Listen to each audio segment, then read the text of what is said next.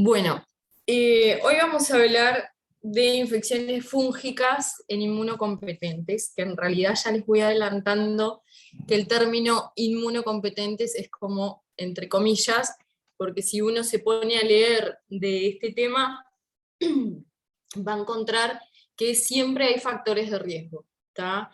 Entonces, no todos los pacientes son tan inmunocompetentes, ¿tá?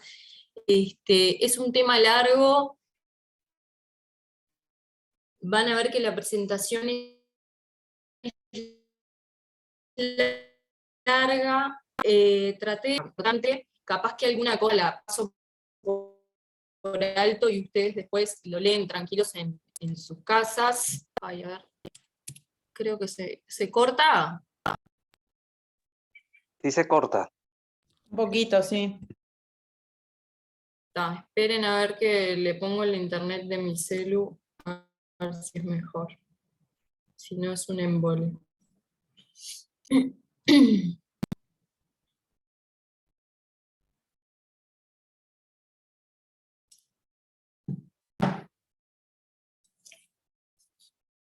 Ahora sí. Ahora sí, avísenme si se corta o si se cortó en algún momento, ¿está?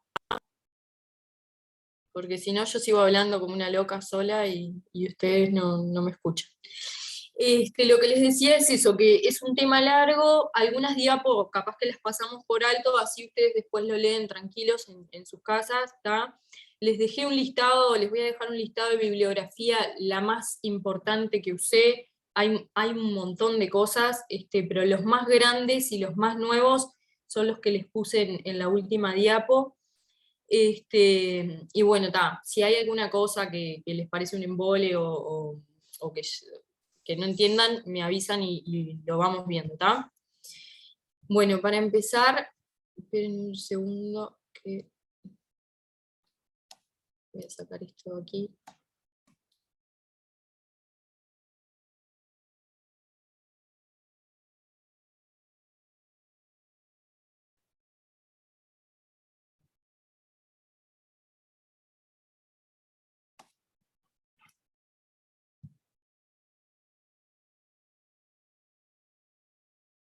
Ahora sí. Bueno, para empezar acá lo que les puse es algo general de los tipos de micosis, ¿está? Que es bien sencillo. Van a ver que hay micosis superficiales, más que nada las cutáneas mucosas, después hay micosis subcutáneas, que se las puse ahí, y después ya vienen las que nos interesan a nosotros, que son las profundas y las sistémicas, ¿está? Acá les puse este cuadrito que les dice cuál es la etiología en cada caso, la etiología más frecuente, ¿está?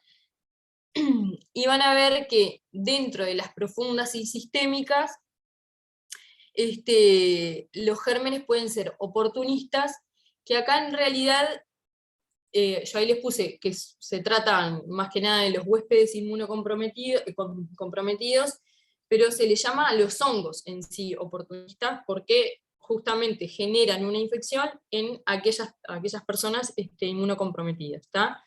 Y después las infecciones primarias, que esas sí son las infecciones fúngicas en pacientes inmunocompetentes, ¿está? O en realidad se puede decir que el hongo es patógeno de por sí y no importa tanto el huésped, no sé si se entiende. ¿Ah? Y bueno, y dentro de las profundas lo que se define es que comprometen órganos, mucosa gastrointestinal o hay fungemia, ¿tá? Y se asocian, por supuesto, a infecciones sistémicas. Y son las que vamos a ver nosotros. Dentro de las micosis invasivas, tenemos tres opciones.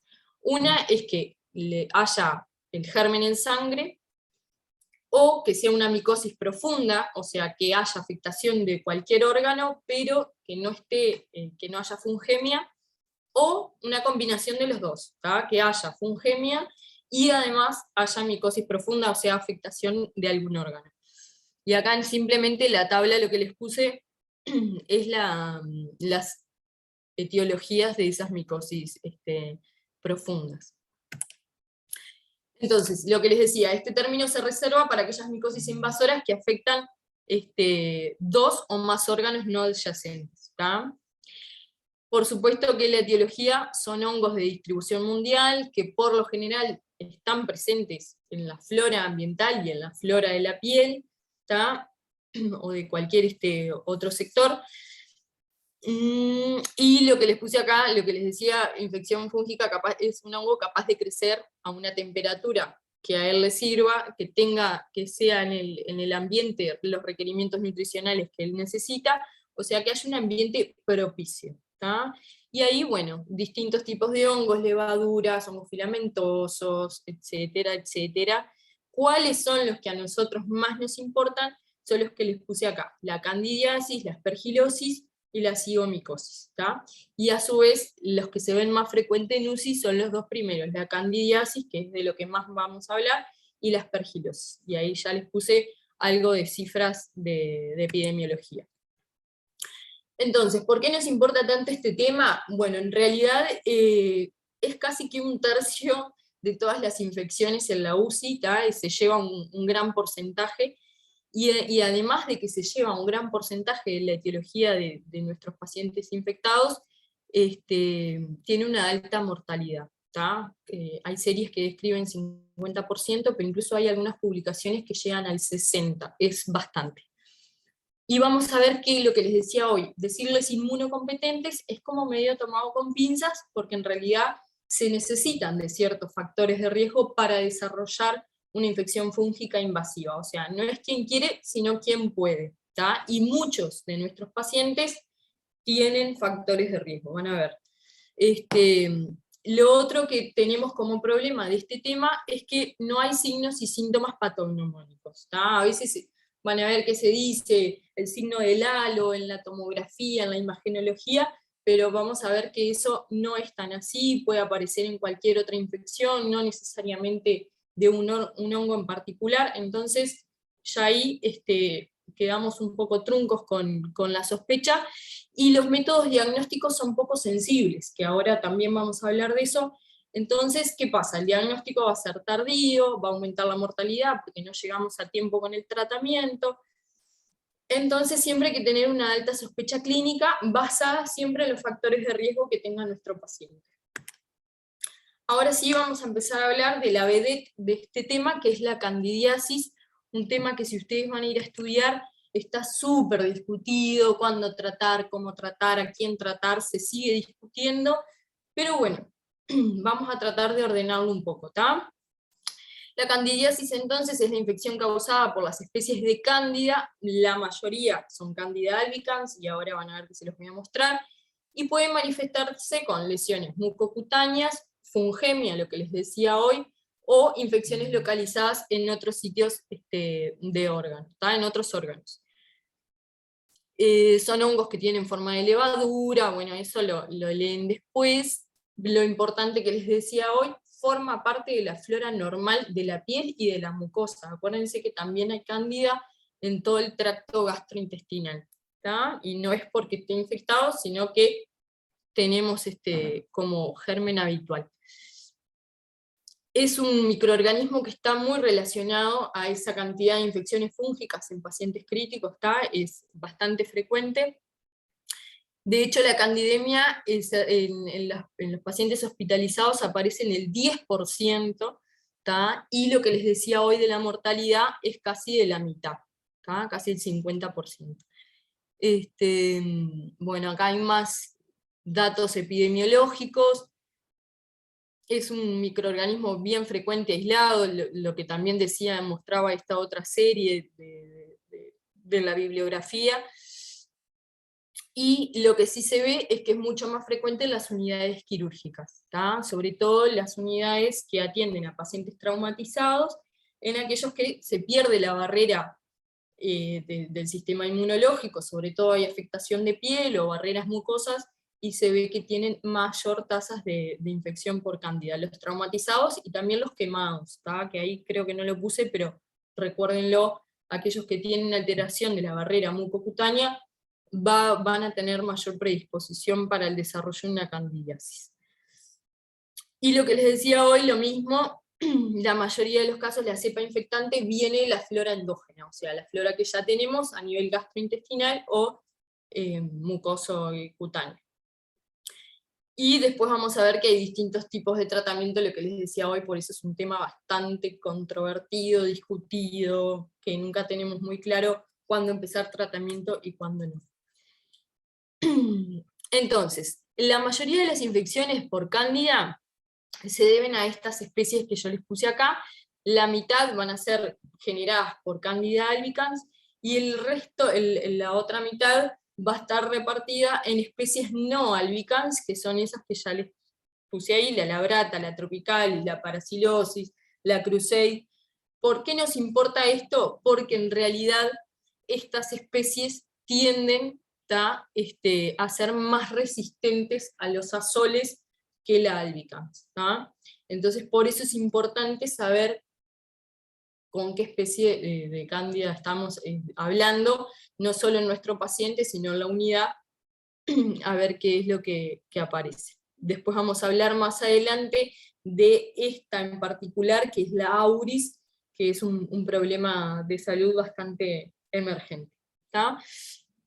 Y acá ya les voy adelantando que hay factores de riesgo bien demostrados para las cándidas no albicans, y lo que sí más se vio es la nutrición parenteral total, el uso previo de antifúngicos. Entonces acá se nos suma a la discusión esa del tratamiento, de cuándo empezar, cuándo no, pero el diagnóstico es tardío, si no lo empezamos aumenta la mortalidad. Sí, pero también tenemos como abogado del diablo de que si usamos antifúngicos a todo el mundo, se genera resistencia, y eso está probado, está bien comprobado. Y lo otro que se asocia es a la prematuridad, pero eso a nosotros por suerte no, en nuestros pacientes no lo vamos a ver.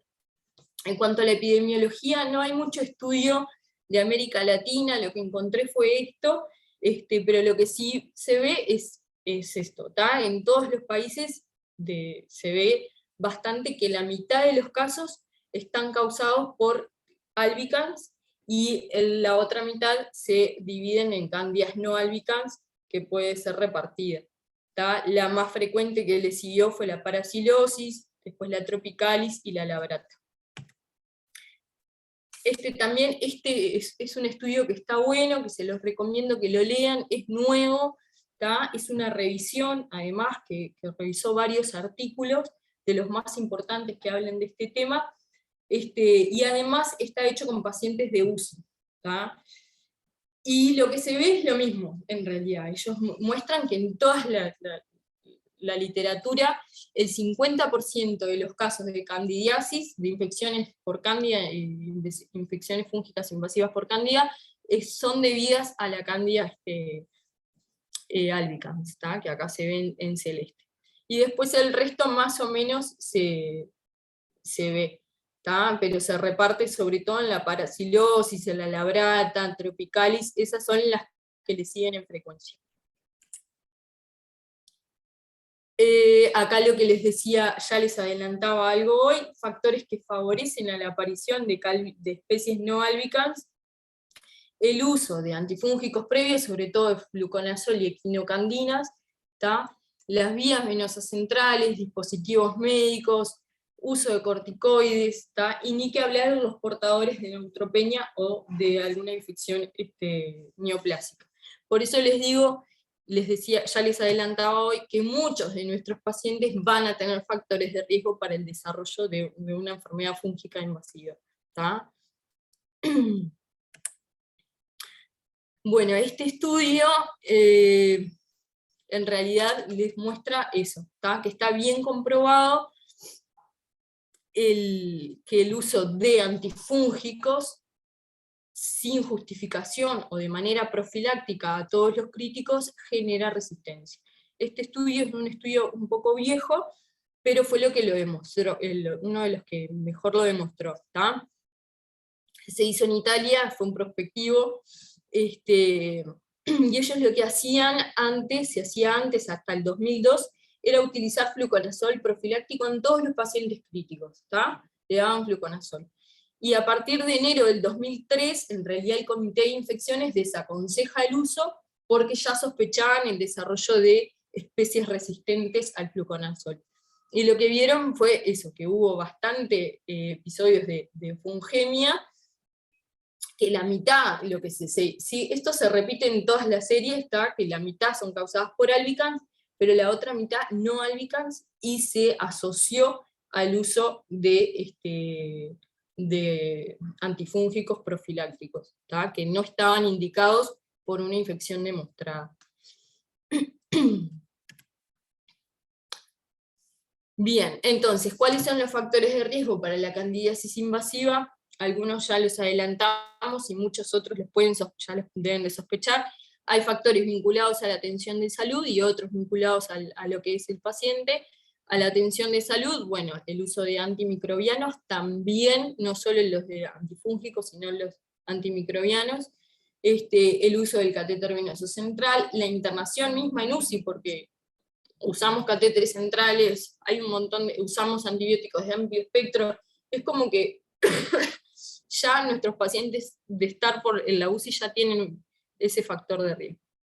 La estadía hospitalaria prolongada, cirugía mayor, nutrición parenteral, terapia de reemplazo renal, dispositivos protésicos, inmunosupresores, ni que hablar, los corticoides, quimioterapia, ¿qué más? Cirugía abdominal, otras cirugías, no solo la abdominal, los trasplantados, ni que hablar. Y con respecto a la edad del paciente, algo les dije hoy, los lactantes menores de 1 año, los adultos mayores, neutropenia, malnutrición, sepsis, shock, y alguna otra comorbilidad, sobre todo la diabetes y la enfermedad hepática. También se ve en la enfermedad renal crónica y en el SIDA, pero estos dos son bastante pesados.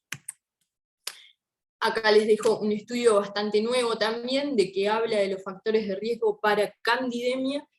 También fue un estudio de casos y controles, multicéntrico, internacional, y además emparejados. ¿Qué quiere decir? Que emparejaron, o sea, la comparación de los casos comparados con los controles eran similares las dos poblaciones, ¿tá?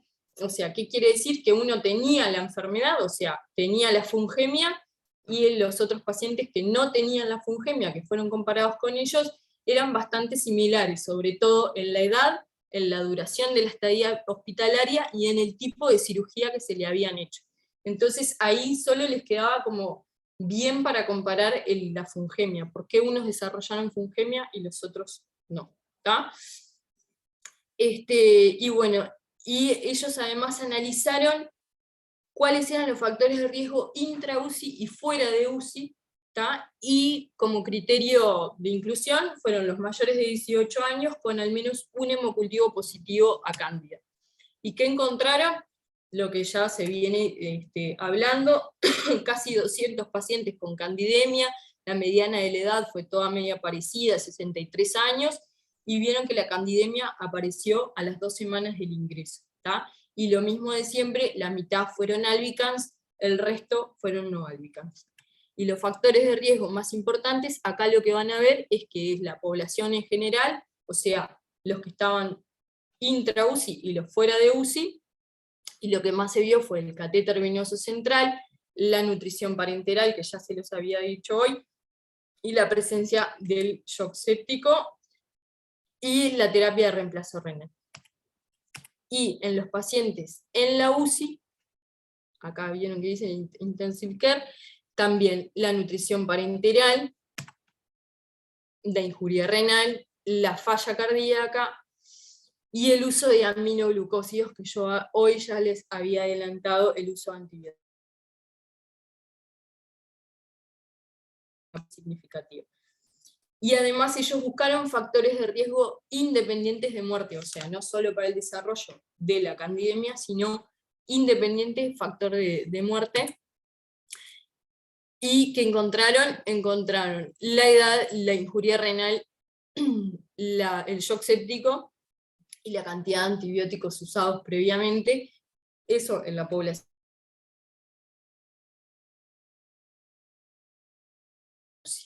¿Tá? Ahí se lo señalé, sobre todo esos tres. Bien. ¿Cuáles son? ¿Ahí me escuchan o se cortó?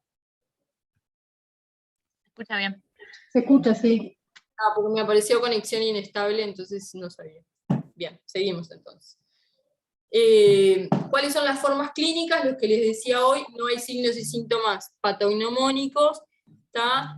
Los signos y síntomas van a depender un poco de qué órgano esté afectado, si es algo más local, pero bueno, ahí les puse, en el caso de que haya afectación de esófago, va a haber disfagia, va a poder haber lesiones mucocutáneas en el caso de que la infección sea cutánea, ceguera, fiebre, bueno, en nuestros pacientes más que nada va a haber fiebre, shock, disfunciones, ¿está? Pero bueno, es más que nada eso. Y lo que sí hay que tener bien en claro, que no es lo mismo colonización que infección, que yo me imagino que ya lo saben, pero quiero como dejar bien remarcado eso y es lo que se tienen que llevar, ¿tá? Igualmente, la colonización es casi que indispensable para la infección, para que se desarrolle la infección, pero no va a ser lo mismo y no los vamos a tratar. Entonces, al ingreso, lo que se encontró en la literatura o lo que yo encontré, es que ya se ve que al ingreso hay un gran porcentaje de pacientes que pueden estar colonizados por cándida, y que ese porcentaje va a aumentar a más de la mitad. Miren a cuánto pasa el porcentaje de colonizados a medida que pasa el tiempo de hospitalización en UCI. ¿Tá? ¿Por qué? Porque lo que hablábamos hoy, nuestros pacientes ya tienen factores de riesgo, entonces se ven más predispuestos a la colonización. Hay estudios que pueden mostrar que hay colonización multifocal, o sea, en varios sectores, por ejemplo, colonización de piel, en secreciones traqueales, en urocultivo, aparece la cándida en más de la mitad de los pacientes, ya a la semana ingresados, ¿tá? Y ahí les dejé los sitios más frecuentes de colonización, que muchas veces vemos el aspirado gástrico, que es uno de los lugares en donde lo vamos a buscar, orofaringio, aspirado traqueal, perirrectales y orina, ¿tá? Y este dato se los dejé a propósito, ¿tá? Para que vean que hay una alta colonización del tracto respiratorio de los pacientes en UCI, pero no se trata porque la neumonía por cándida es excepcional. ¿Tá? Entonces, eso de que, bueno, tiene cándida en una T, le ponemos fluconazol, está mal. ¿Tá? No se tratan, no hay neumonias por cándida, pero sí nos sirve. ¿Por qué pedimos, o sea, para qué nos sirve saber que hay cándida en un aspirado traqueal? Nos sirve para saber que nuestro paciente está colonizado, ¿tá? Y después lo vamos a usar para los scores y el índice de cándida, para ver si hay que tratar a ese paciente con una probable infección fúngica invasiva o no. Pero no se trata un aislamiento de cándida en una T, ¿tá? Entonces, bueno, en cuanto a la infección, lo que hablábamos hoy, va a haber factores de riesgo del huésped, factores de virulencia de la levadura, que acá les dejé algunos, y hay muchos más, pero no quise ahondar en eso. Y lo que les decía hoy, la colonización es necesaria para el desarrollo de la candidiasis invasiva, ¿tá? Y por supuesto que aquellos que tienen un índice más de colonización por cándida más alto, tienen mayor riesgo de una infección fúngica invasiva, pero asimismo no tratamos a todos, porque no todos los colonizados van a desarrollar la infección, ¿tá? Un tercio más o menos de los pacientes son los que desarrollan la infección fúngica invasiva. Esto, si bien estudios han propuesto que la colonización se puede orientar para realizar profilaxis y reducir la candidiasis invasiva, en realidad se demostró que no hay beneficio en la mortalidad de tratarlo. Entonces, ojo, el tratamiento es muy discutido, era lo que les decía hoy. Esto es lo mismo, habla de lo mismo, una terapia antifúngica basada solamente en factores de riesgo no disminuye la mortalidad ni la incidencia por candidiasis invasiva. Entonces no es que, bueno, mi paciente tiene catéter venoso central, se dializa todos los días en la UCI y está colonizado por Cándida, lo trato. No, no es así, ¿tá? Entonces es mucho más complejo que eso. Bien.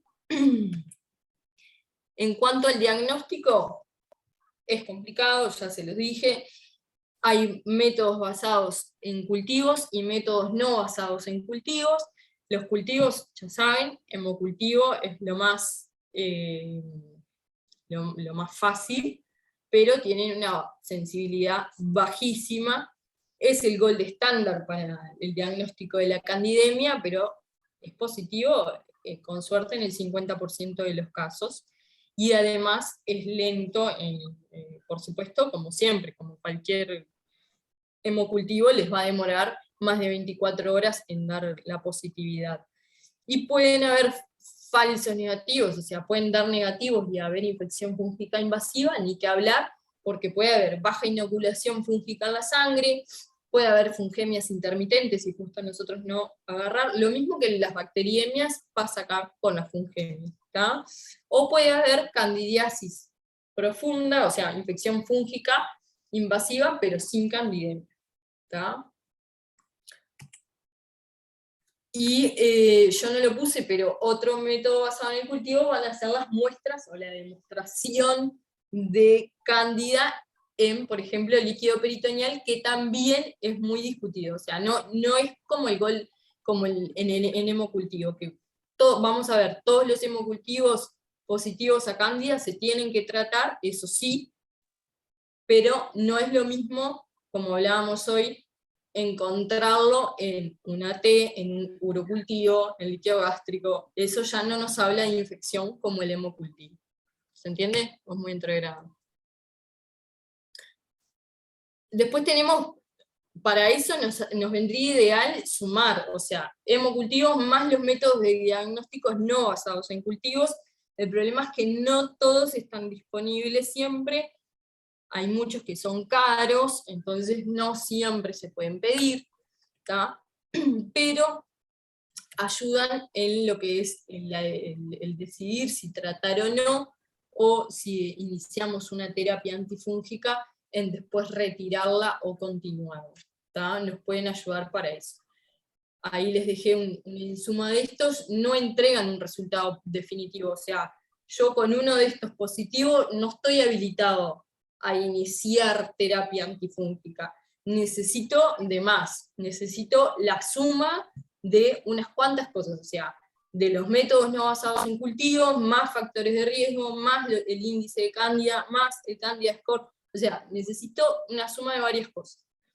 ¿Tá? Evalúan la probabilidad de infección, eso sí, y que esta probabilidad es mayor si el paciente tiene factores de riesgo. O sea, no la puedo aplicar a cualquier paciente, no, ¿tá? O sea que el valor predictivo positivo es mayor, más confiable cuando hay factores de riesgo. Si el paciente no tiene factores de riesgo, el valor predictivo negativo ya ahí empieza a alterarse. Y ahí es lo que les decía, la combinación de estos aumenta la especificidad, ¿tá? Y nos puede ayudar en la toma de decisiones, para el inicio de la terapia o para la interrupción, que era lo que les decía hoy, o el seguimiento de un paciente que nosotros comprobamos que tenía infección fúngica invasiva, y bueno, para ver cuándo discontinuar o cómo está evolucionando esa infección. Bueno, entonces acá les dejo un estudio que evaluó estos biomarcadores, que el objetivo fue estudiar justamente el impacto en la estrategia de tratamiento basada en estos biomarcadores, ¿tá? Un N de más o menos de 100 pacientes que tuvieron infección fúngica invasiva demostrada y que empezaron la terapia antifúngica, no tenían infección, sino que tenían criterios de riesgo, tenían factores de riesgo de infección fúngica invasiva, y le empezaron la terapia antifúngica empírica, ¿tá? Se le hicieron 14 días porque tenían resultados positivos con estos biomarcadores, ¿tá? No en cultivos, sino biomarcadores positivos. Entonces, esta terapia después se detuvo si el conjunto de biomarcadores eran negativos. Y lo que se vio es que, por supuesto, la duración del tratamiento antifúngico fue más corta en los pacientes que se guiaron por los biomarcadores negativos, y después lo que hicieron fue comparar la mortalidad de los pacientes que se siguieron tratando, o sea, se siguió el tratamiento antifúngico sin tener en cuenta los biomarcadores, y qué pasó con la mortalidad de aquellos pacientes que se detuvo el tratamiento antifúngico porque los biomarcadores fueron negativos. En realidad, por supuesto que los que fueron negativos, el tratamiento fue más corto, pero no hubo cambios en la mortalidad, o sea, no les fue peor a esos pacientes. ¿Tá? Así que este estudio apoyaría en que estos biomarcadores nos podrían ayudar en guiar la interrupción, ¿tá? O prevenir el inicio de los antifúngicos. Pero no todo es tan así, no es todo blanco o negro, igual van a ver que es discutido, pero era lo que les decía hoy, si lo usan varios en conjunto, puede ayudar en esa decisión, pero no es todo blanco o negro. ¿Tá? Seguimos hablando de estos, el beta de glucano, ya lo deben de haber escuchado nombrar bastante, no es solo marcador de candidemia, hay varios hongos que puede dar positivo, porque es un componente de la pared celular del hongo, tiene una elevada sensibilidad, pero ven lo que les decía, la especificidad está ahí. ¿Tá? Lo que tiene de bueno es que es positivo mucho antes que los hemocultivos, ni que hablar, y esto mismo que les decía hoy es panfúngica, o sea, no solo la cándida les va a dar positivo, puede haber en Aspergillus, en Homocystis, también pueden dar positivos. Así que no diferencia géneros de hongos. Y puede haber falsos positivos también, por eso no todo es blanco o negro, sobre todo en los pacientes que se dializan, en los transfundidos, si tienen una colonización alta por cándida, capaz que no están infectados, y nosotros decimos, bueno, está colonizado, tiene factores de riesgo, y nos guiamos por el beta de glucano, no es tan fácil, porque puede ser un falso positivo. Después tenemos el PCR, por supuesto, como siempre, tiene una elevada sensibilidad y especificidad, esto sí sirve, ¿tá? Tiene un alto valor predictivo negativo, o sea que si el PCR es negativo, estaríamos bien. El más conocido es el FilmArray, ni que hablar. Y después, bueno, tenemos el examen histopatológico de secreciones de tejido, o sea, mirar un tejido que para nosotros está afectado, puede ser un método fiable para el diagnóstico, también no siempre es tan fácil de sacar una biopsia del órgano que yo sospecho que está infectado, ¿no? No es tampoco tan fácil, pero bueno, todo si se puede, mejor. O sea, todos los métodos que se puedan hacer, hay que hacerlos. Si están disponibles, se hacen.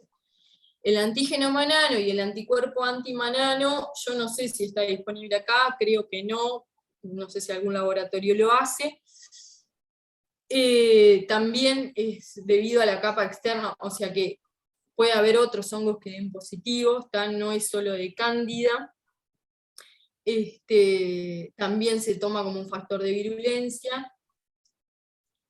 Y bueno, y se usan, por supuesto, ya de lo que estamos hablando, biomarcador para la infección fúngica invasiva, y no mucha cosa más. Se recomienda su uso junto a otros marcadores, lo mismo que venimos repitiendo. El MALDI-TOF o la espectrometría de masas, sí en algunos lugares hay acá. Se puede utilizar, por supuesto, identifica rápidamente y de forma confiable las especies de cándida, eso ni que hablar. Y también diferencia especies, excepto en la Candida auris, que bueno, que ahí se puede confundir con otras especies, ¿está? Pero bueno, a ver qué me ponen en el chat. Nada. ¿El antígeno manano es lo mismo que el galactomanano en suero? No, no es lo mismo. El galactomanano es otro, ¿tá? El manano es aparte.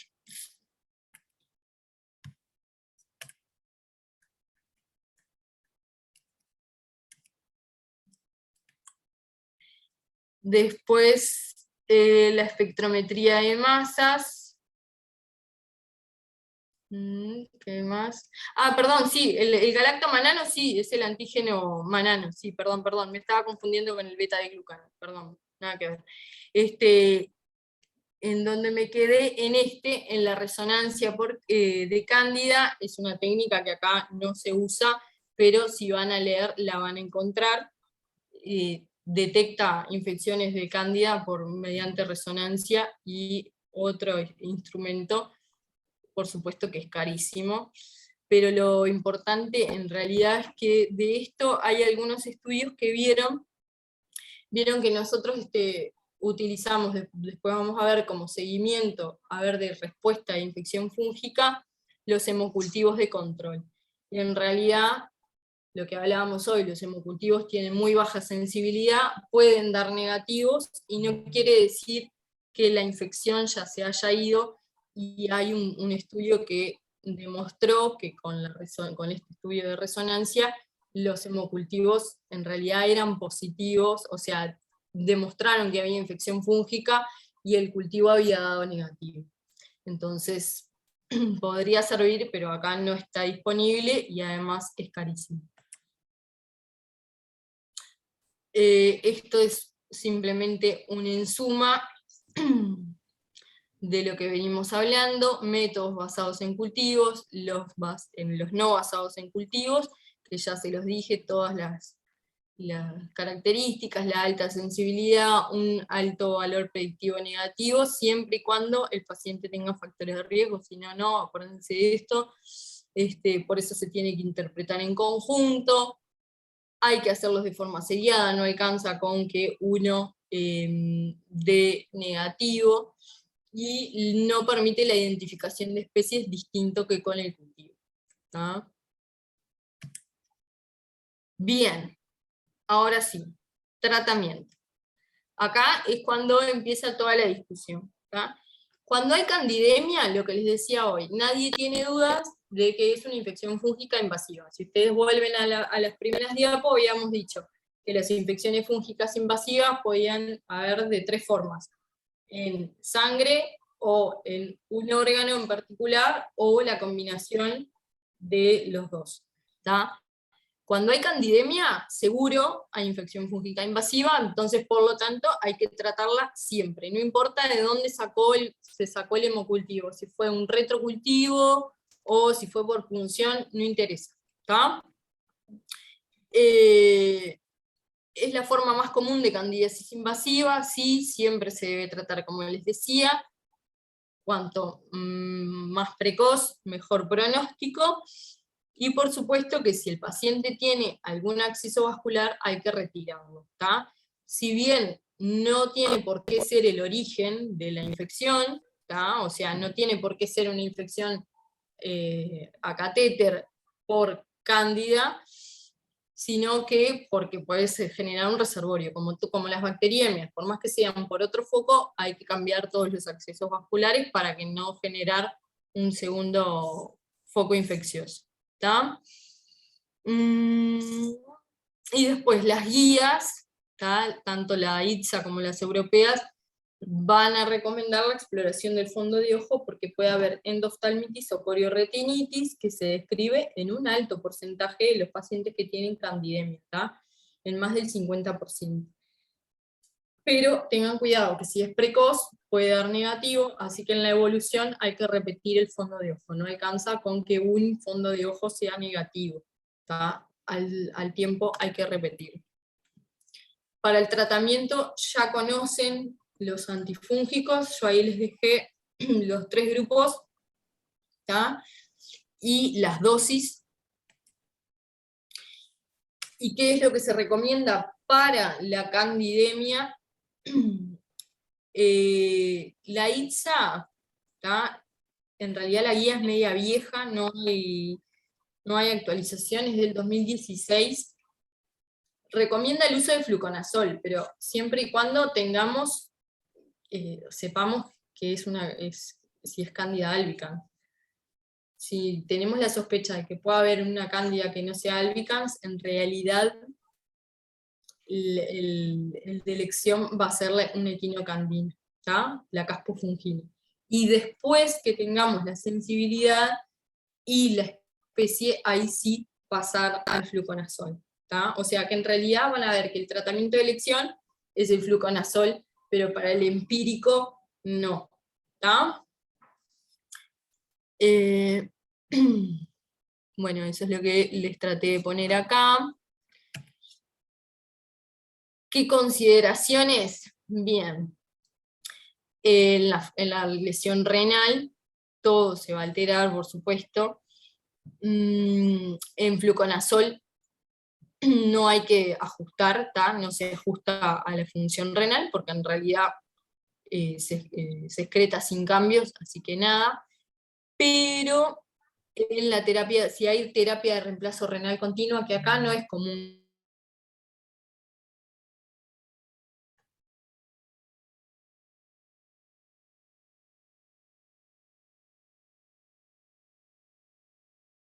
Se cortó.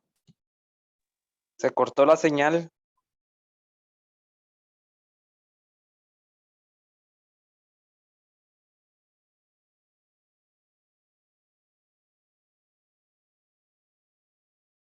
Sobre todo la desoxicolato puede...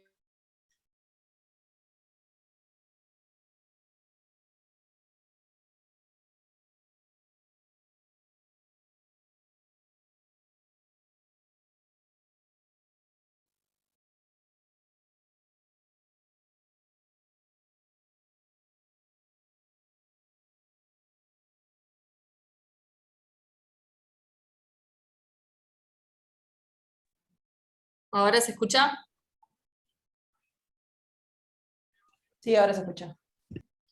Porque se cortó el internet.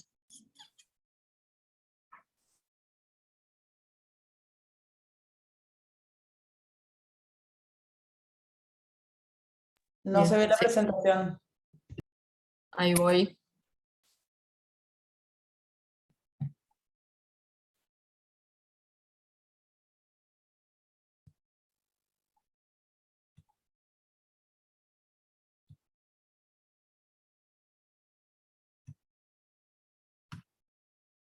¿Ahora sí? Sí, perfecto. Bien. Seguimos entonces. Lo que les estaba diciendo era qué pasa con las alteraciones renales. Se las dejo todas escritas acá, ustedes después las leen. En algunos casos se tiene que ajustar, en otros no. ¿Tá?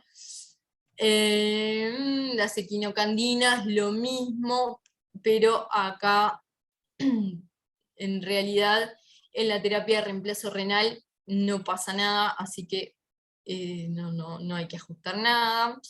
Y en la lesión hepática, por supuesto que sí, en los azoles sobre todo, lo que recomiendan las guías es tratar de utilizar una alternativa, ¿tá? Y en lo posible evitar los azoles. Acá lo que les decía hoy, el fármaco de elección, pero esto es más que nada para el tratamiento empírico, va a ser la equinocandina, y después que sepamos que es el tipo de cándida, ya pasar al fluconazol. ¿Tá? Y esto que es de la guía, también es lo que les decía. La Candida albicans, lo que está recomendado es el fluconazol, y esto es porque en realidad se demostró que tiene mejor efecto y disminuye la mortalidad, ¿tá? No es un capricho que se tenga que usar el fluconazol, es porque en realidad se demostró mejor pronóstico. Bien. ¿Qué pasa con la duración del tratamiento? Que era lo que yo hoy algo les adelanté, que lo que hoy se dice es que tiene que ser por lo menos 2 semanas después del último del último, o del primer hemocultivo negativo cuando se empezó el tratamiento. ¿Tá? Y además tiene que haber una desaparición de los signos o síntomas que se le hayan atribuido la probable infección fúngica. ¿Tá? O sea que si el paciente tenía shock y nosotros habíamos atribuido el shock a una infección fúngica invasiva, deberíamos de tener los hemocultivos estériles 2 semanas de tratamiento y el paciente no tener disfunciones, por ejemplo. ¿Tá? ¿Cómo se deben de tomar los hemocultivos? Eso lo tienen ahí, pero era lo que les decía hoy, es medio discutido porque hemocultivo se usa como indicador de eficacia de tratamiento cuando en realidad habíamos hablado de que solo en el 50% de los casos puede ser positivo. Entonces es bastante discutido. Acá es donde empiezan a jugar los biomarcadores que yo les decía hoy. ¿Tá? Sobre todo el beta de glucano, que parece ser que una tendencia, como cuando usamos la procalcitonina, podemos usar el beta de glucano. Una tendencia a la negatividad podría servir para apoyar, más los hemocultivos negativos, podría servir para suspender el tratamiento. ¿Tá? Bien. Los estudios complementarios, los que les decía hoy, sobre todo si hay sospecha de endocarditis, vamos a pedir el ecocardio. De hecho, las guías recomiendan hacer ecocardio a todos los pacientes que hayan tenido candidemia después de 5 días del tratamiento antifúngico adecuado. El fondo de ojo, que ya lo habíamos hablado, acuérdense de no quedarse con un fondo de ojo solo, sino que volver a repetirlo a los días. Y bueno, y ni que hablar que si tenemos acceso a sacar una biopsia del sector que nosotros creemos que está comprometido, se puede hacer, por ejemplo, si hay afectación de piel, lo que sea, si se puede hacer, genial, no siempre es tan fácil sacar una biopsia de algún sector, ¿no? Acá simplemente les dejé las recomendaciones de la guía panamericana, qué hacer cuando hay endocarditis, el tiempo de tratamiento. Esto habla del seguimiento, es lo mismo, simplemente que acá se los dejé resumido. ¿Qué pasa con la candidiasis intraabdominal? ¿Tá? Porque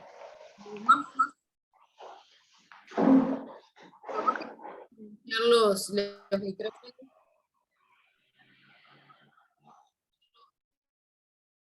Gracias.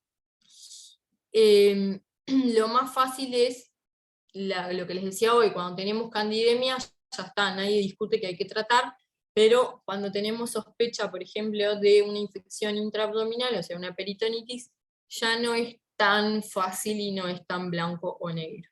¿Tá?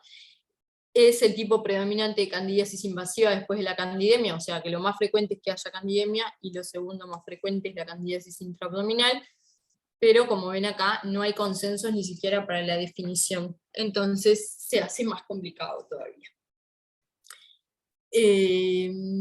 Documentación microbiológica temprana sigue siendo uno de los principales desafíos, ya lo venimos diciendo, y porque además solo en un bajo porcentaje de estas candidiasis intraabdominales van a tener hemocultivos positivos, o sea, no podemos guiarnos por los hemocultivos.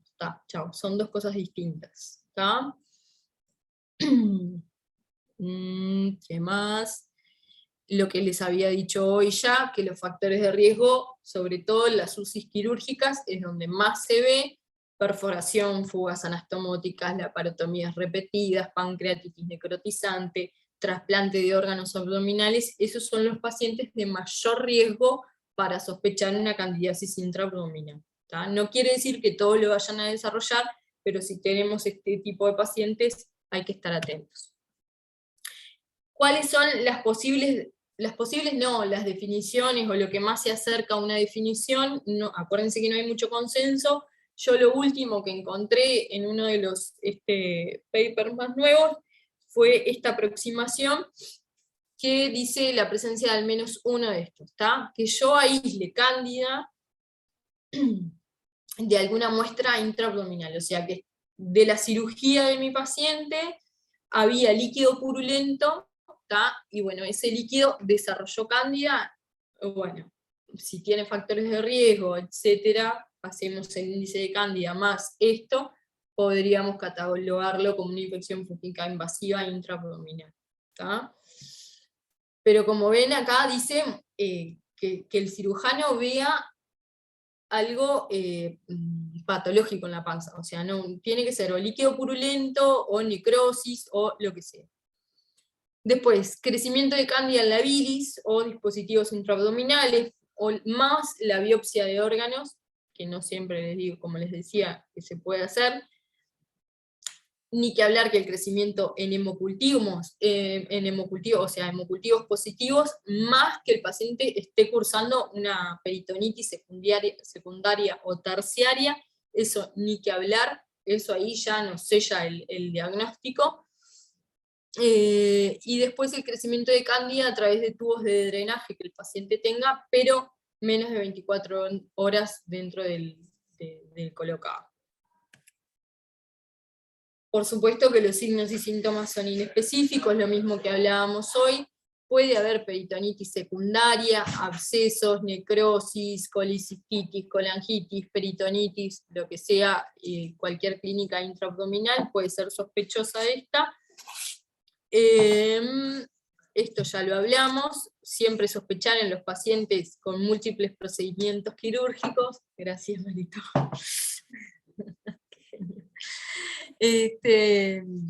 Y la mayoría van a ser Candida albicans, ¿tá? Que eso se sigue repitiendo igual que lo que hablábamos hoy. En este caso, más de la mitad son albicans, y después le sigue la labrata.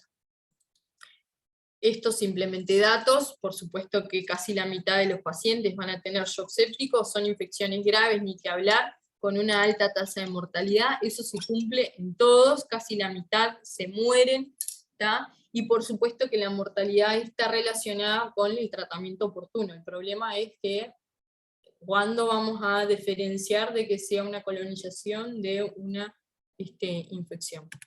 ¿Tá? Y acá es lo que venimos diciendo. ¿Cuáles son las estrategias de la terapia antifúngica? ¿Tá?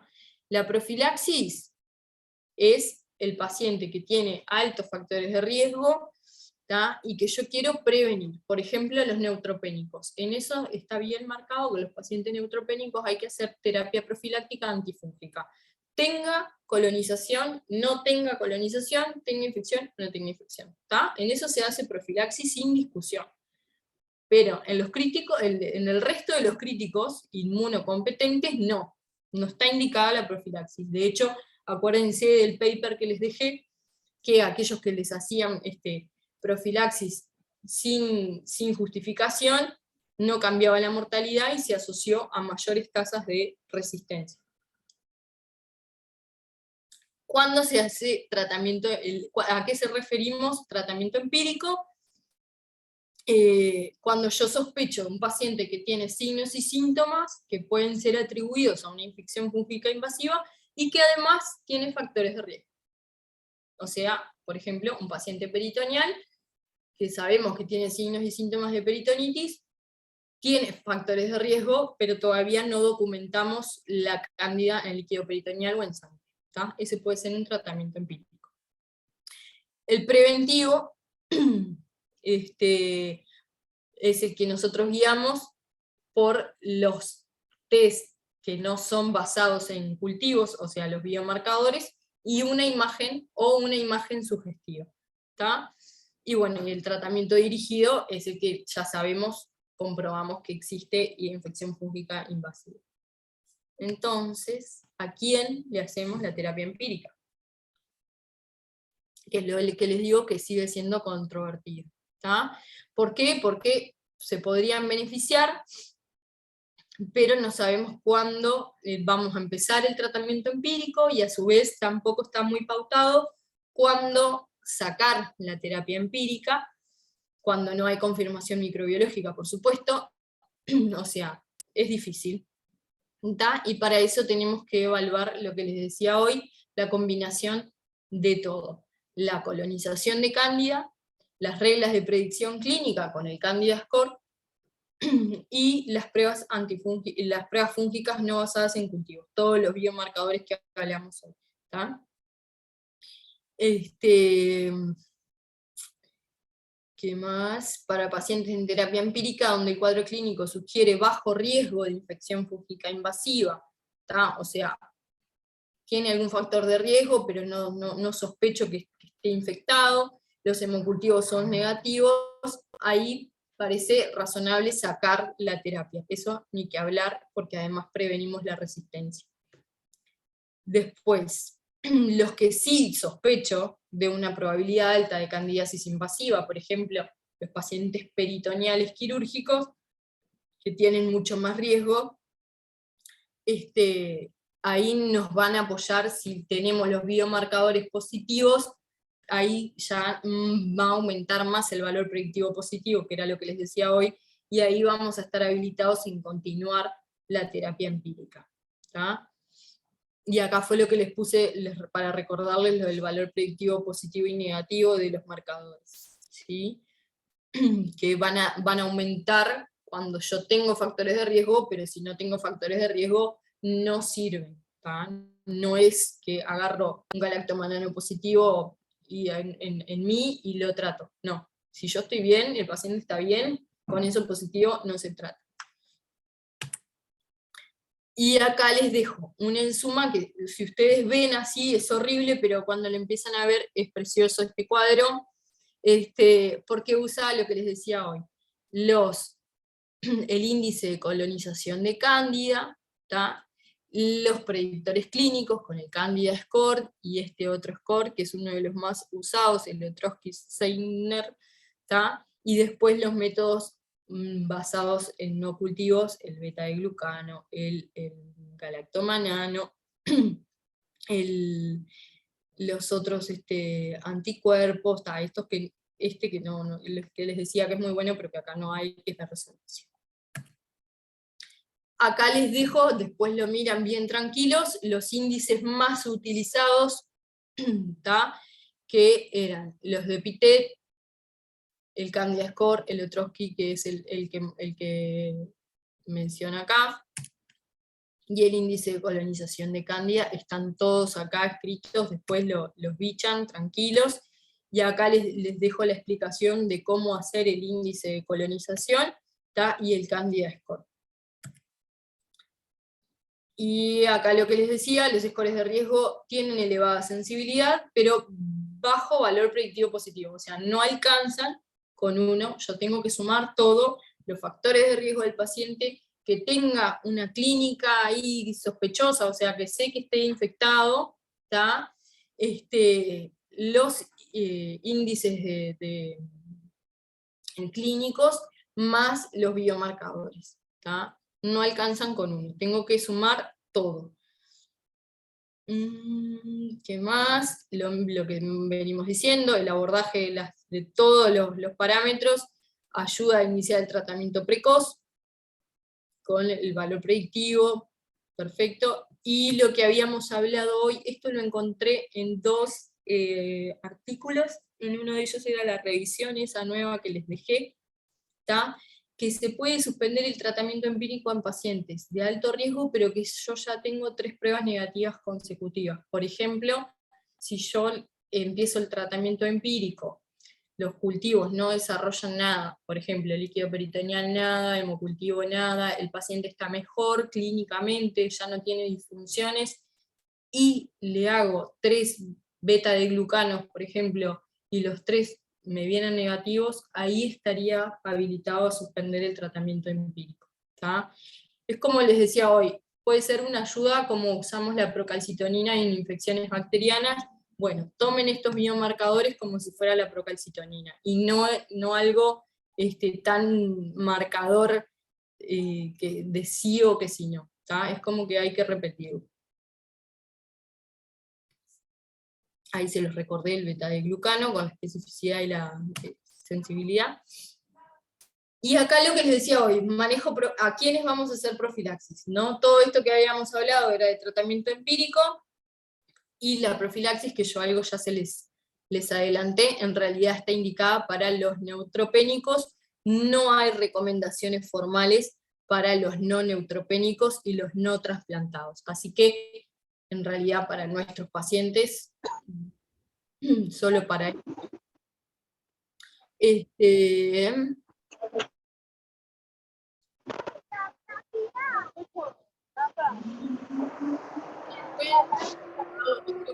No es como... Gracias. Y en caso de que haya que hacer profilaxis, o sea, los neutropénicos y los trasplantados, se recomienda el fluconazol. ¿tá? Y lo que sí no se sabe.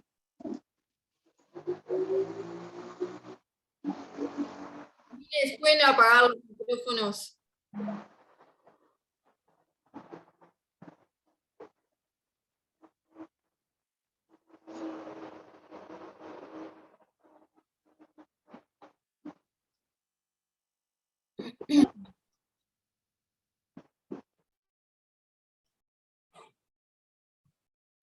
Ahora sí.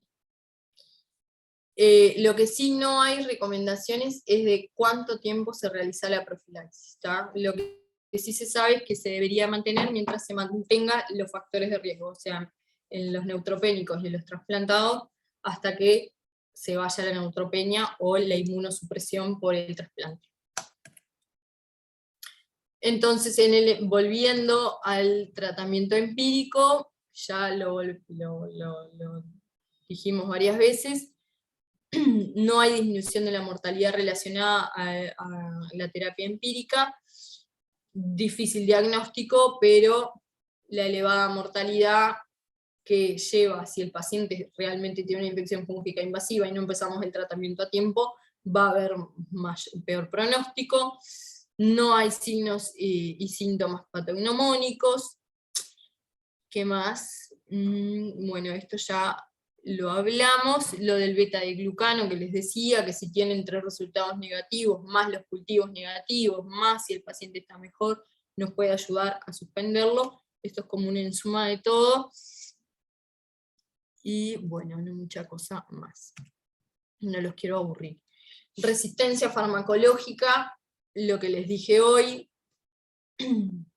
sobre todo las cepas no albicans, son las más resistentes. ¿Qué más? Acuérdense que la terapia antifúngica es una de las cosas que más se asoció con la aparición de estas cepas resistentes, así que por eso no se puede hacer terapia antimicótica a todo. Y después cosas propias del hongo que pueden generar resistencia, como esto que son las biopelículas, factores genéticos mismos del hongo, también van a generar resistencia. En cuanto a la resistencia misma del fluconazol, más que nada las no albicans, en las albicans ven que es muy poco frecuente, por eso la ITSA recomienda como primera terapia el fluconazol, cuando es Candida albicans. Sabemos que es una albicans, hay que dar fluconazol. Y si estábamos dando una equinocandina porque habíamos decidido este tratamiento empírico, después que tenemos ya, como siempre hacemos con las bacterias, decalar al fluconazol. Factores que contribuyen a la resistencia, de exposición previa a fluconazol, neutropenia, enfermedad renal crónica, y en la Candida labrata siempre lo mismo, fluconazol, dosis inadecuadas de fluconazol, o sea, dosis de más o por más tiempo, y la duración, o sea, más tiempo del que estaría indicado. Acá más de lo mismo, acá les dejo la epidemiología en cuanto en América Latina de la resistencia farmacológica, y bueno, y lo que les decía hoy, que les quería hablar un poco de Candida auris, que esta cándida es un problema, es un hongo emergente resistente, porque es resistente a las 3 familias de antifúngicos. Entonces, ahí el tratamiento se reduce. 90% de las cepas son resistentes a fluconazol, ¿tá? Y tienen una susceptibilidad variable a la anfotericina B, ¿tá? Un tercio son resistentes de hecho, y la resistencia a la equinocandina es menos frecuente, pero está, casi en un 10% está. Entonces ahí ya es un problema, ¿tá? En algunos lugares es un problema grave, porque además tiene altísima mortalidad, una infección invasiva por este germen, ¿tá? Los mecanismos de resistencia no están del todo aclarados, pero se sospecha que es una resistencia inducible que produce mutaciones, lo de siempre. Utilizamos mucho antifúngico y genera la aparición de estas especies resistentes. La mortalidad es alta, ni que hablar. Lo mismo que las otras especies de cándida, puede generar micosis superficiales o invasivas, puede colonizar o infectar, eso se da en todas. Y en donde más se vio es en la India, que ahora les voy a mostrar un artículo que está bastante interesante, y es una infección que se considera asociada a los cuidados de salud, ¿tá? Porque además se ve que es después de varios días del ingreso, ¿tá? No hay en la comunidad Candida auris, es un germen intrahospitalario. Se ha aislado en múltiples sitios de infección, eso es igual que las otras cándidas, puede aparecer en cualquier lado, y lo que tiene esta de especial es que sobrevive mucho tiempo en las superficies, en la piel, y además es resistente a muchos desinfectantes, entonces también le hace el problema y además tiene termotolerancia y osmotolerancia, o sea, no se puede limpiar con cualquier cosa, y así nomás es realmente un problema. Muchos le llaman nuevas micosis en UCI, porque justamente ha venido como resurgiendo, ha venido en aumento. Este es un estudio que muestra a todos los países con aislamiento de Candida auris. No encontré en el nuestro, no hay casos reportados, pero hay en Argentina, hay en Brasil, hay en Chile, o sea que puede haber en cualquier momento en el nuestro. Y lo que se vio es que vieron como año a año aumenta la cantidad de países que reportan casos por infección de Candida auris, ¿tá? Es bastante preocupante. En cuanto al tratamiento, lo que les decía hoy, la mayoría son resistentes a fluconazol, o sea, 90%, hay que tomar como que si hay una Candida auris, ya sabemos que es resistente a fluconazol, porque no vamos a tratar con fluconazol, ese probable 10%, no, ya está. Hay un tercio que es resistente a anfotericina B, así que solo nos quedaría la equinocandina, pero sin embargo hay un porcentaje que no es despreciable que es resistente a la caspo, así que tampoco es tan seguro. Pero más de un tercio son resistentes a los dos, o sea, al fluconazol y a la anfotericina B, y un porcentaje bajo, pero no despreciable, a las 3 clases de antifúngicos. Así que lo que nos queda para tratarlo es la equinocandina y rezar de que no estemos dentro de ese 4% de resistencia, pero bueno, está. El tratamiento acá sí se tiene, las guías recomiendan tratamiento empírico para Candida auris en aquellos pacientes que sean portadores y que se agraven, ¿tá? O sea, yo sé que este paciente está colonizado por Candida auris, y si tiene un agravamiento clínico hay que tratarla por la mortalidad, ¿tá? Aislamiento de contacto estricto, ni que hablar, con todo lo que les dije que era resistente a termoresistente, osmoresistente, resistente a los productos de limpieza, todo estricto, el aislamiento de contacto, ni que hablar, aislarlos en cohortes, ni que hablar. Y bueno, nada, eso. Aspergilosis. Yo sé que es largo, pero voy a tratar de ir lo más rápido posible. Pero bueno, de esto ya saben que es un hongo filamentoso, está ampliamente distribuido en la naturaleza, hay más de 200 especies descritas, La más importante es el fumigatus, que en el 80% de las infecciones por aspergilosis es causada por este, porque además, si ustedes van a estudiar la etiopatogenia, van a ver que el aspergillus está disperso en todo el ambiente, las esporas vuelan, nosotros las inhalamos, y los pacientes inmunocompetentes no les pasa nada, los inmunocomprometidos son los que generan infección, pero el fumigatus es el más frecuente porque es el más pequeño y es el que llega mejor a la vía, al tracto respiratorio inferior. Entonces, por eso la mayoría son causadas por el fumigatus. ¿Tá? Tiene una elevada morbimortalidad, ya es más del 50% de mortalidad. ¿Tá?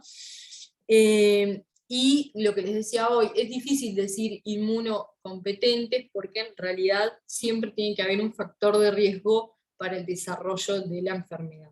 ¿Tá? Acá, sobre todo, los pacientes portadores de afección pulmonar, broncopatía crónica, los tratados con glucocorticoides, pero lo más interesante, que se los dejé en otra diapo escrita, que el tratamiento con glucocorticoides no tiene por qué ser solo crónico, ojo que también puede ser un tratamiento con glucocorticoides de novo, ¿tá? Los hemato-oncológicos trasplantados, eso ya lo saben, de que son los primeros que van a desarrollar la aspergilosis, pero muchos se olvidan del EPOC y los portadores de cirrosis hepática. ¿Tá? Y bueno, es un indicador de mal pronóstico la infección por aspergilosis. Así que factores de riesgo, todos ahí se los enumeré, pero quiero que recuerden, porque nosotros vemos muchos de estos, EPOC, sobre todo, y síndrome de distrés respiratorio, y el tratamiento corticoideo, como les decía hoy, de novo o crónico, cualquiera de las dos, ojo, que ya hay factor de riesgo para el desarrollo de la aspergilosis.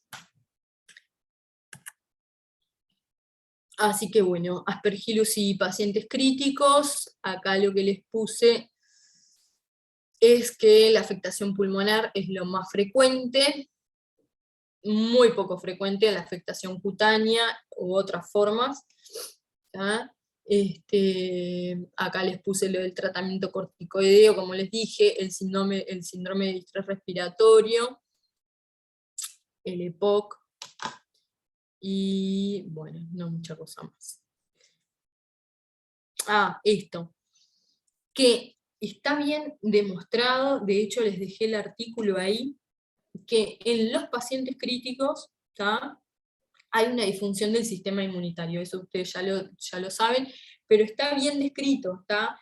Con alteración de la citoquina, sobre todo la 6, la 10, son las que más se relacionan a la aspergilosis, que eso provoca además anergia inmunológica, hay apoptosis en las células inmunes, y eso es lo que genera como mayor predisposición para la aspergilosis invasiva. Lo mismo, más factores de riesgo. ¿Qué les quería mostrar acá? No, ya está. La clínica también es inespecífica. Ya eso, como lo hemos venido hablando, sospecharlo, por supuesto, en los que tienen factores de riesgo, más fiebre persistente, disnea, hemoptisis. Bueno, no es nada específico.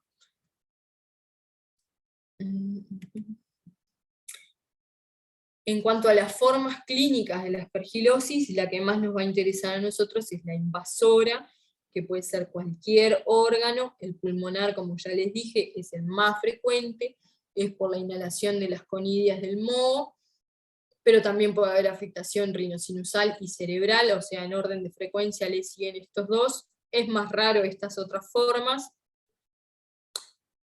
Por supuesto que es gravísimo los inmunocomprometidos, eso ya lo saben.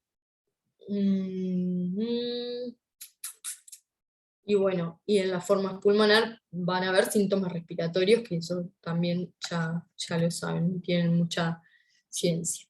Después hay otras formas clínicas, la necrotizante crónica, el aspergiloma y la aspergilosis broncopulmonar alérgica, ¿tá? Que esas son más raras, pero pueden haber. Incluso esta puede ser que se vea en algún momento, ¿tá? que sobre todo en cavidades preexistentes puede haber aspergiloma, eso no es tan infrecuente. El diagnóstico, ya lo saben, es complejo, se necesita de la demostración del hongo en el sitio, pero como les decía hoy, hacer una biopsia no es siempre posible. ¿Tá? Acá lo que hay que tener es alta sospecha clínica, y bueno, y tratar de buscarlo. Los hemocultivos, estos sí son negativos, es rarísimo, pero por más que la infección sea diseminada, es raro que el hemocultivo sea positivo, o sea, se hace, por supuesto, pero no. Y después tenemos el beta-glucano, el galactomanano y los mannanos. Y acá es lo mismo, es muy parecido a lo que hablábamos de la cándida, va a haber que hacer la suma de todo, ¿tá?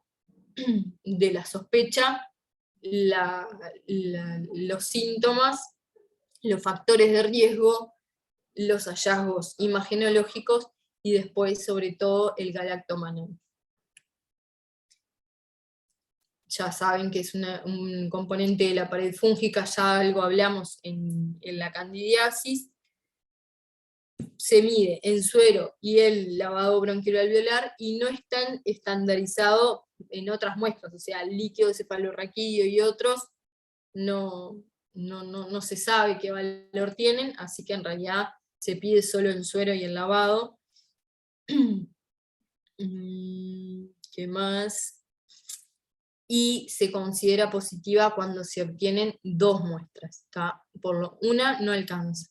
En realidad nosotros siempre con una, si nuestro paciente tiene factores de riesgo, tiene síntomas, y un galactomanano positivo, se empieza el tratamiento, pero en realidad lo ideal es tener 2 galactomananos positivos. ¿Tá?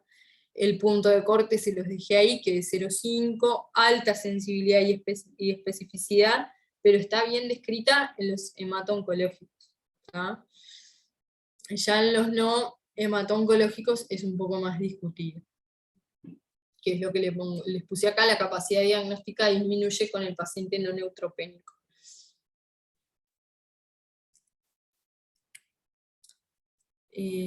Puede haber falsos positivos, ¿tá? El uso de pipertazo, diamoxiclavulánico. Por eso en realidad las guías recomiendan tener 2 galactomananos positivos para el tratamiento. ¿Tá? El beta-glucano también se puede usar, acuérdense que era panfúngico, o sea, también, así como la cándida, va a dar positivo en la aspergilosis. Pero acá tiene algo que en el otro tenía, pero era un poco discutido, pero acá en la aspergilus sí tiene muy alto el valor predictivo negativo, o sea que si el beta-glucano da negativo, podríamos retirar el tratamiento o no empezarlo. Eso está bueno. El tema es que acá creo que el LAC lo hace, pero no sé qué costo tiene, y yo nunca lo vi hacer, pero creo que el LAC lo hace. Es muy costoso, ¿ven? Y no es fácil de hacer. Y acá resultados falsos positivos, que hoy también se los había puesto, pero acuérdense que si hay cándida puede haber falso positivo. Si hay mucha colonización por cándida también, o sea, no solo infección, sino alto índice de colonización, puede dar el beta-glucano positivo, la hemodiálisis y los antibióticos. El PCR, lo que se dice es que se desconoce el rendimiento en los pacientes críticos, sí es bueno en los hemato-oncológicos y en los trasplantados, así que nada. Y después está el lateral flow device, que acá no se hace, pero se los dejé porque si van a leer lo van a encontrar. Bien, en cuanto a la imagenología, lo que hoy ya les dije, el signo del halo y del halo invertido es fantástico, pero no es, o sea, es muy famoso, pero no es patognomónico aspergilosis ni de ningún otro hongo. De hecho puede puedes estar en otra afección por otro germen y no necesariamente por hongo, ¿tá? Y además el signo del halo se ve mucho en los neutropénicos, ¿tá? Así que en nuestros pacientes, que de lo que estábamos hablando hoy, ya es más difícil. Van a haber afectaciones pulmonares como en cualquier otra infección, puede haber árbol en brote, puede haber imágenes parcheadas, vidrio ilustrado, consolidación, o sea, lo que sabemos que se ve en las infecciones pulmonares y ninguna es patognomónica de nada. Bien. ¿Qué más? Acá ya les dije que no es patognomónica. Y esto que les decía, imágenes poco específicas, árbol en brote, vidrio perilado, lo que ya saben. Bien, ¿cómo entonces diagnosticamos la aspergilosis? Lo mismo que hoy, factores de riesgo del huésped, o sea, tiene que tener algún factor de riesgo, que tenga clínica o afectación pulmonar, o del sector afectado, pero lo más frecuente es el pulmonar, ¿tá? Y después pedir el galactomanano, y sí se puede una biopsia, pero eso es mucho más difícil, ¿tá? Y después tenemos estas tres, la probada, la infección probable o la posible.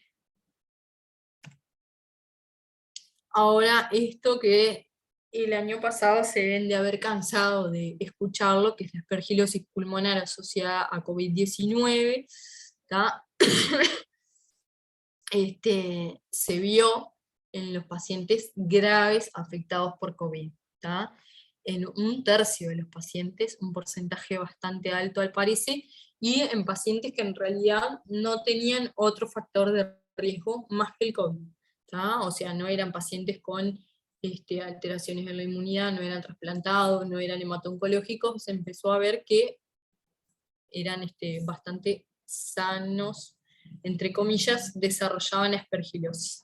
¿Tá? Una mortalidad altísima, e incluso se comparó a los COVID graves que desarrollaron aspergilosis, superó más del el doble de mortalidad que los COVID graves que no tuvieron aspergilosis. ¿Ah? El fumigatus es el más común, como siempre. Después se vio que le sigue el flavus, y igualmente se vio que hay otras cosas, no solo el COVID, que podían generar o favorecer el desarrollo de aspergilosis, como los corticoides, las enfermedades respiratorias subyacentes, las afecciones cardiovasculares, la diabetes, la influenza, ¿tá? No solo el COVID, sino que la influenza, un cuadro grave de influenza también puede ser un factor de riesgo para el desarrollo. El síndrome de distrés respiratorio es lo que más se vio, y además lo que se vio es que en los COVID y que desarrollaban distrés se hizo corticosteroides, se hizo antibióticos de amplio espectro, y eso también aumentaba el riesgo de aspergilosis. A nivel etiopatogénico es muy similar lo que se describe con lo que genera la influenza, ¿tá? Todos los virus respiratorios, daño epitelial, que lo habíamos hablado en el teórico de neumonias por virus, no sé si se acuerdan, que eso hace que el aspergillus tome como la invasión del tejido. Además de que se dificulta la eliminación ciliar, hay disfunción o disregulación inmunitaria, se suma tanto a nivel local como sistémico, más los corticoides que usamos o algún otro factor de riesgo, se hace un ambiente excelente para el desarrollo de la aspergilosis. Bien, esto es un estudio retrospectivo, 100 pacientes con COVID que desarrollaron aspergilosis. En un 10% se vio aspergilosis invasiva, eran pacientes graves, ¿tá? Y en realidad lo que se vio es que desarrollaron la aspergilosis después de que el COVID se negativizó, ¿tá? diagnóstico de aspergilosis después de que la prueba resultara negativa. Y el hallazgo más común fue el síndrome de distrés respiratorio en el 50% de los pacientes, y lo que les decía hoy, ¿tá? La edad avanzada, el uso de antibióticos, la ventilación mecánica, el EPOC, eran factores de riesgo independientes en los pacientes COVID para el desarrollo de la aspergilosis. Este cuadro, que parece horrible, créanme que no es tan horrible. ¿Se acuerdan que yo les había dejado un cuadrito que decía infección probable, posible y probada? Acá es lo mismo, ¿tá? La capa es la aspergilosis pulmonar asociada a COVID, ¿tá? La probada es la que yo tengo la muestra o sea, la biopsia, el examen histopatológico de que hay aspergillus, ¿tá? Eso no hay duda, que no siempre se puede hacer, por supuesto. Entonces nosotros nos manejamos más con la probable y la posible, ¿tá? ¿Qué diferencia hay entre las dos? Porque en realidad, si ustedes miran acá, comparten la imagenología, que en realidad, como les decía hoy, no es que haya algo patognomónico a nivel imagenológico, sino que hay afectación pulmonar imagenológica, o sea, hay nódulos, hay focos de consolidación, hay un patrón en árbol en brote, lo que sea, pero hay afectación imagenológica pulmonar. Tanto la probable como la posible lo comparten. Factores clínicos, o sea, mi paciente tiene COVID o tuvo COVID y además tiene afectación respiratoria, o sea, no hay una mejoría, persiste con síntomas respiratorios. Estos dos la comparten. Lo que se diferencian es en la demostración microbiológica, ¿tá? En una, lo que se ve es la comprobación microbiológica en el lavado, ¿tá? Y en el otro no, que puede ser una muestra de, por ejemplo, o sea, que se encuentre Aspergillus, pero en una muestra que no sea lavado, por ejemplo, una muestra de AT, de secreciones traqueales, ¿tá? En eso se diferencian. La probable es la de... A ver, ¿cuál es la del lavado? Es esta. La posible es la del lavado bronquiloalveolar, y la otra, la probable, es la que se aísla el Aspergillus en una muestra que no es de lavado, ¿tá? Pero en realidad, por lo general, es en una T.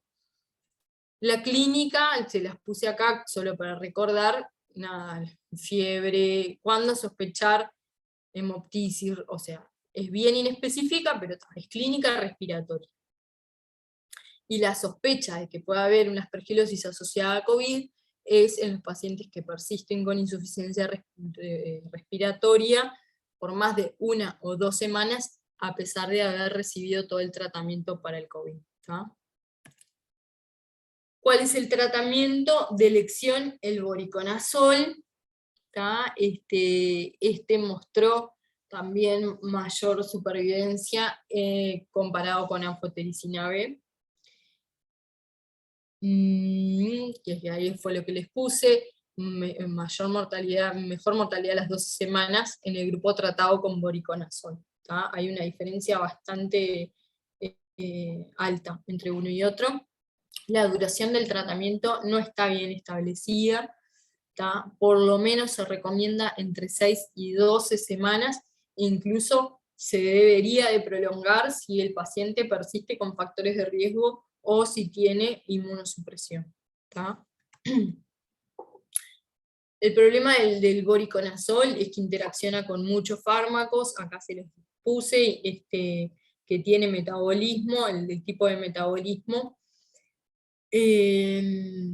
pero bueno, lo ideal sería monitorizar las concentraciones plasmáticas, y además el vehículo utilizado para la formulación intravenosa también es bastante tóxico, entonces hay que tener cuidado en los pacientes con insuficiencia renal, ¿tá? Alternativas.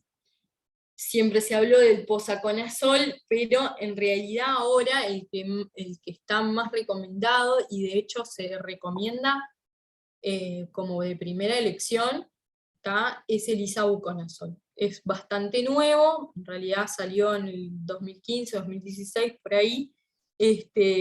Actúa bastante similar al fluconazol.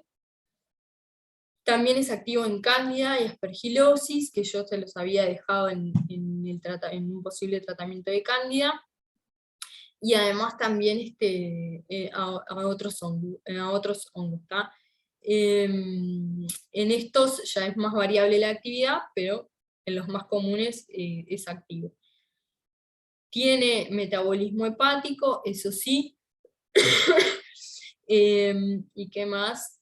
La biodisponibilidad oral es muy elevada, entonces si yo tengo que hacer un tratamiento a largo plazo, capaz que es mucho mejor hacerlo con isavuconazol. El tema es que acá el isavuconazol no está disponible, es caro, pero bueno, sepan que lo que les puse acá, la FDA y la Agencia Europea lo aprobaron como tratamiento de primera elección, o sea, es 1A, o sea que perfectamente se puede usar en vez de fluconazol el isavuconazol. Alternativas, la anfotericina B, en lo posible la liposomal, eso ya lo saben, y las equinocandinas en realidad no se indican de primera línea, eso sí que no, se puede considerar en el rescate o en combinación, pero no como monoterapia y mucho menos para el de inicio. ¿Tá?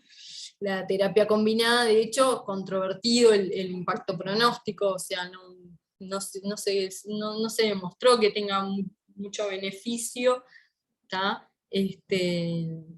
Se puede usar como rescate, pero lo que hay no están críticos, así que no. Para terminar, rapidito, solo nombrarles algo de mucormicosis, que es lo que antes se llamaba la cigomicosis. Está dentro de los mucorales, está el risópor y el mucor. Es bastante raro, pero es una infección extremadamente grave, ¿tá? Por eso se las puse. Es una emergencia médica. Y acá lo mismo, siempre tiene que haber un factor de riesgo, o es un inmunocomprometido o algún grado de inmunocompromiso hay para que el paciente la desarrolle. Se vio en los diabéticos, ¿tá? Sobre todo. Nada, datos epidemiológicos que después los pueden leer, y lo de la mortalidad, vieron que estos 3 hongos por lo menos tienen la mitad de los pacientes que se mueren, ¿tá? En los 3 de los que hemos hablado.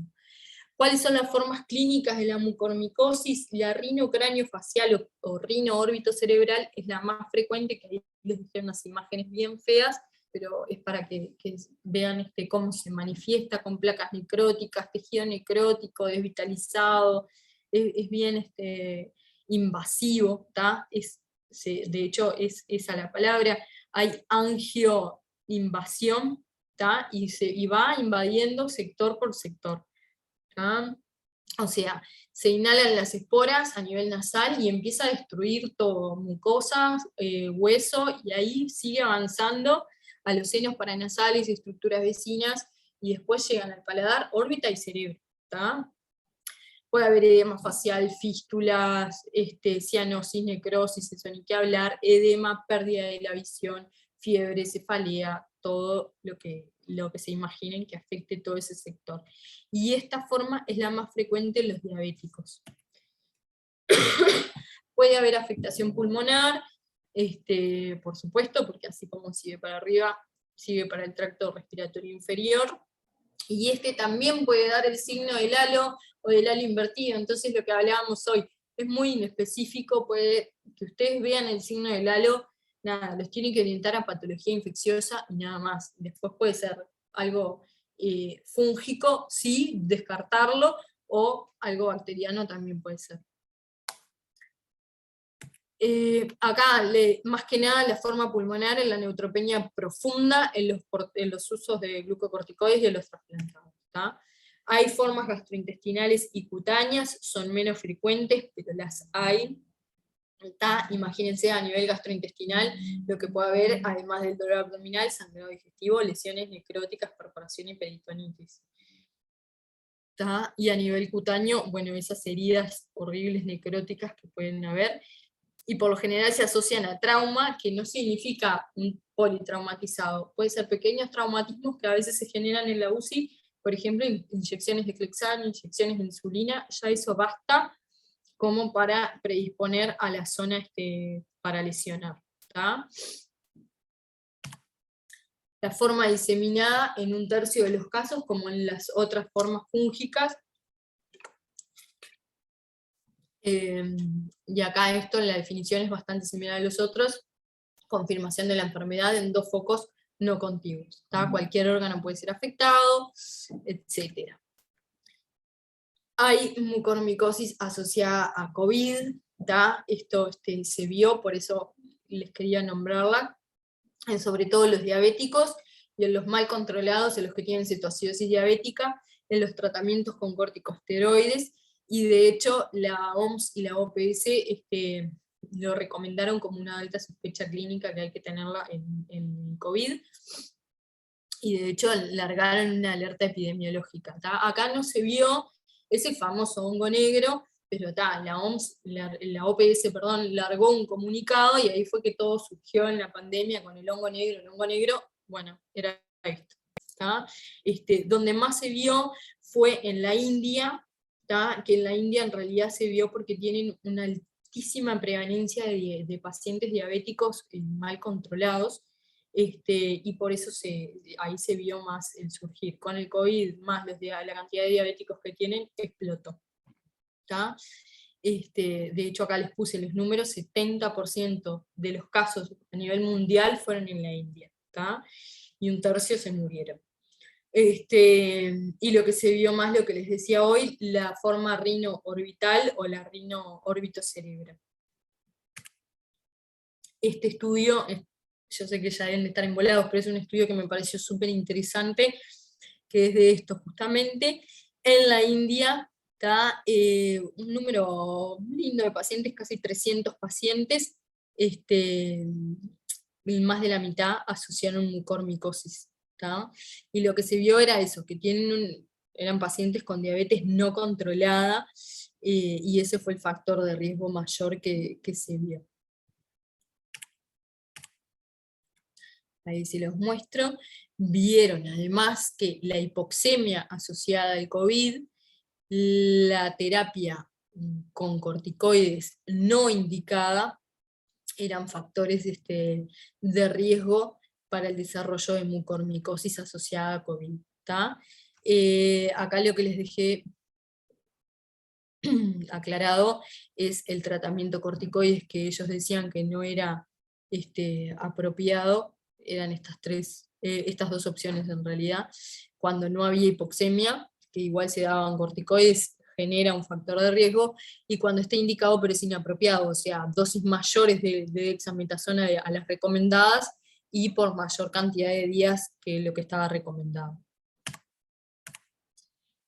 Entonces, acá nada, les dejo un resumen de cómo cada forma de presentación clínica puede estar relacionada con el factor de riesgo o el grado de inmunocompromiso del paciente. En los diabéticos, lo que les decía hoy, cuál es la forma más frecuente de presentación; en los neutropénicos, la pulmonar y la diseminada, y acá lo que le agregamos es el COVID-19 para la rino-orbitocerebral, que es la misma que esta, la rinocerebral.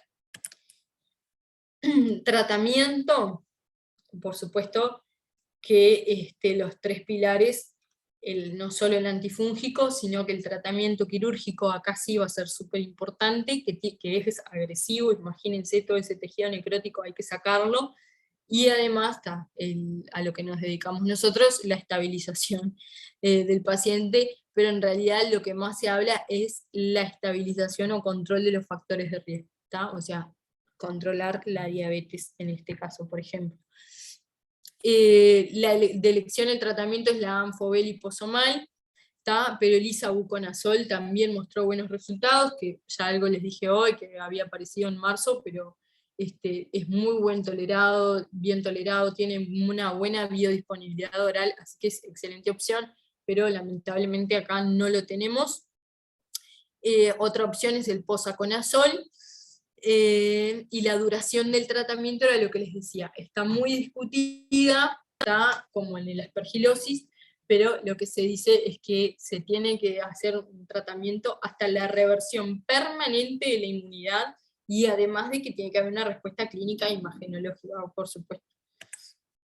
Y bueno, acá era lo que les decía, les dejo la bibliografía más importante que usé, hay mucha más, y en realidad usé más, ahí les puse las más importantes, así que bueno, nada, espero que no les haya sido tan pesado, sé que es un tema bastante largo, después repásenlo, léanlo, y cualquier cosa me escriben, y cualquier duda que tengan la conversamos, ¿está?